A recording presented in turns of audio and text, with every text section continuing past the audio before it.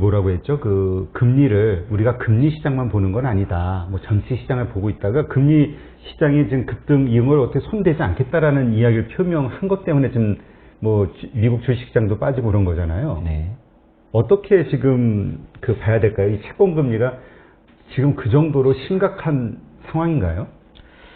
근데 이제 채권 금리를 좀 살펴보면, 네. 근데 연준이 하는 게 이유가 없는 건 아니라고 봅니다. 왜냐하면 미국 같은 경우 지금 좀 다른 나라하고 좀 특수성이 있는 게 장기 금리 보통 얘기할 때 10년짜리 국채 금리를 얘기를 하는데 10년짜리 국채 금리를 가지고 이제 물가 국채라고 하는데 이제 실질 금리라는 부분을 살펴보면 그게 지금 마이너스가 폭이 굉장히 크거든요.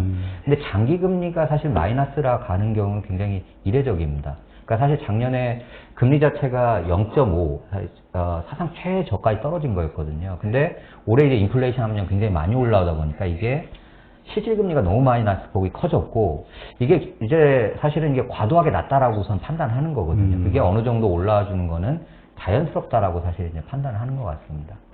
그럼 지금 시장에서는 지금 어쨌든 명목금리이긴 하지만 1.5 뛰어가지고 1.55까지 올라왔다 네. 하는데 1.55까지 오른 그 가파른 속도 때문에 시장이 깜짝 놀란 거잖아요. 네. 근데 연준 입장에서는 그건 뭐 별로 문제 아니야 이렇게 보는 건가요? 예, 사실 어떻게 보면 그렇다고 볼 수 있는 것 같아요. 그러니까 시장과의 지금 연준의 굉장히 시각차가 굉장히 큰 것 같습니다. 예. 그렇군요. 그러면 우리 시장에서는 혹은 연준에서는 어느 정도 선을 좀 위험한 수준으로 보고 있다라고 생각하세요? 우선은 이제 저희가 생각하는 부분은 우선 미국의 재정 부담 부분이 이제 가장 좀 크게 좀 중요하다라고 보는데요. 작년에 이제 그 연준의 어떤 전체적인 미국 경제의 어떤 그 이자 부담을 보게 되면 과거 이자 부담이 가장 컸던 때가 이제 GDP 대비 한 3.8% 정도였거든요. 근데 작년에 4분기에 이미 그 수준에 도달을 했습니다. 그래서 이게 이제 결국은 역사적 이제 최대 어떻게 보면 이제 4% 수준을 아마 올해는 이제 넘을 것 같거든요. 이렇게 되면 이제 미국의 지금 GDP 대비 그 국가 부채가 이제 100%를 넘어가면서 그게 이제 그냥 두게 되면 매년 이제 4%씩 이제 국가 부채가 늘어나는 상황이거든요. 굉장히 심각합니다. 그렇기 그렇죠. 때문에 저희는 그 마지노선 1.50%로 봤거든요. 저희가 이제 추정을 해봤을 때 한 1.50%를 넘어서면 굉장히 좀 재정이 굉장히 급격하게 안 좋아질 수 있다라고 본 상황이고요. 그래서 이제 연준은 최소한 그 전에 브레이크를 걸 거다라고 사실은 저는 이제 판단을 했던 겁니다. 네. 그러니까 명목금리로 네. 1.5%. 네, 그럼 미국, 이미 네. 그 수준을 1.5면 넘은 거잖아요. 예. 근데 또 미국의 그 국가 부채에 대해서 너무 걱정할 필요 없다 이렇게 얘기하시는 분들 입장에서는 금리 자체가 이제 워낙 저금리고 뭐 제로금리 상황이니까 이 양이 중요한 게 아니라 그 부채를 위해서 나가는 지출하는 비용이 중요한 건데 지금은 크지 않다 이런 얘기 하시는 분도 있거든요. 제가 그래서 말씀드린 게 이제 그 얘기거든요. 그게 뭐냐면 0.5까지 내려가면서 사실은 이자 부담이 굉장히 많이 줄었거든요.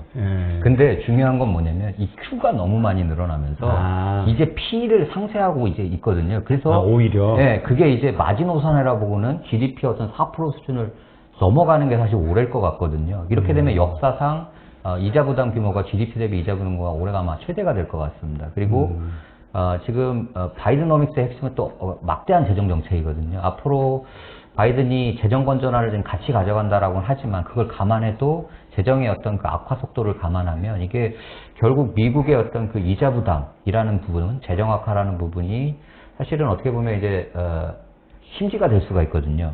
그런 부분에서 뭐 중장기적으로는 사실 미국 경제에도 굉장히 위험 요인이다라고 좀 판단할 수 있을 것 같습니다. 그렇군요.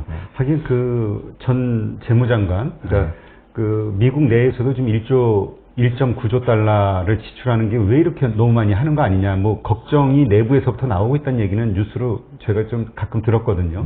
좀 엄청난 양이긴 한가 보죠. 근데 문제는 그 다음에도 할 수 있다 이렇게 언급하지 않았었나요? 네, 맞습니다. 그래서 이게